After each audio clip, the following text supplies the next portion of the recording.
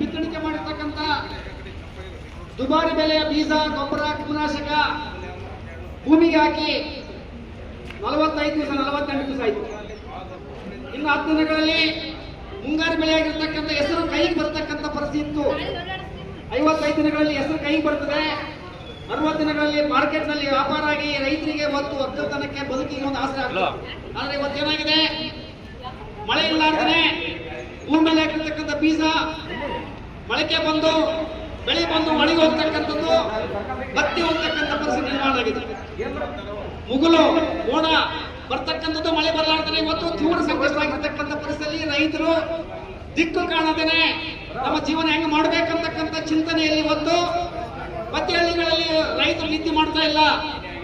ಇನ್ನೊಂದು ಕಡೆಗೆ April May ತಿಂಗಳಿರ್ತಕ್ಕಂಥ ಬಿಸಿಲು ಇವತ್ತು ಯಾವ ರೀತಿ ಇದೆ ಅದೇ ರೀತಿ ಇವತ್ತು ಜುಲೈ ತಿಂಗಳ 15 ತಾರೀಕಿದ್ರು ಕೂಡ ಇವತ್ತು ಬಿಸಿಲು ದೊಡ್ಡ ರೀತಿಯಲ್ಲಿ ನಮಗೆ ಇವತ್ತು ಕಾಡ್ತಾ ಇದೆ. ಇಂಥ ಪರಿಸ್ಥಿತಿಯಲ್ಲಿ ರೈತರು ನಾವು ಹೆಂಗೆ ಬದುಕಬೇಕಂತಕ್ಕಂಥ ಚಿಂತನೆ. ಇನ್ನೊಂದು ಕಡೆಗೆ ದನಕರುಗಳಿಗೆ ಕುಡಿಯಕ್ಕೆ ನೀರಿಲ್ಲ, ಹಳ್ಳ ಕೊಳ್ಳಗಳೆಲ್ಲ ಬತ್ತಿ ಹೋಗಿವೆ, ಕೆರೆ ಖಾಲಿ ಆಗಿದೆ. ಇಂಥ ಪರಿಸ್ಥಿತಿ ಇವತ್ತು ಬೆಳೆಸಿರ್ತಕ್ಕಂಥ ಕುಡಿತಕ್ಕಂಥ ನೀರು ಕೂಡ ಸಿಗ್ತಾ ಇಲ್ಲ. ಇಂಥ ಕಷ್ಟವನ್ನ ತಕ್ಷಣ ಸರ್ಕಾರ ಮಧ್ಯಪ್ರವೇಶ ಮಾಡಬೇಕು, ರೈತರಿಗೆ ನೆರವು ಬರಬೇಕು. ಕರ್ನಾಟಕಕ್ಕಂತ DK ಶಿವಕುಮಾರ್ ಸರ್ಕಾರ ತನ್ನ ಮಂತ್ರಿಮಂಡಲದಲ್ಲಿ ಮಟ್ಟದಾಗಿ ರೈತರ ಕಷ್ಟದ ಬಗ್ಗೆ ಕಣ್ಣು ತೆರೆತಕ್ಕಂಥ ಪರಿಸ್ಥಿತಿ ಕಾಣ್ತಾ ಇಲ್ಲ. ಹೆಸರಿಗೆ ಮಾತ್ರ ಕಲಬುರಗಿ ವಿಭಾಗಕ್ಕೆ ಬಂದು ಒಂದು ಮೀಟಿಂಗ್ ಮಾಡಿ ಹೋಗಿ ನಾನು ನೋಡ್ತೀನಿ ಅಂತೇಳಿ ಉಡಾಫೆ ಮಾತಾಡ್ತಕ್ಕಂಥ ಕೂಡ ಸರಿಯಲ್ಲ ಅಂತಕ್ಕ ಮಾತನ್ನು ಎಚ್ಚರಿಕೆಯನ್ನು ಕರ್ನಾಟಕ ವಹಿಸಿಕೊಂಡೆ.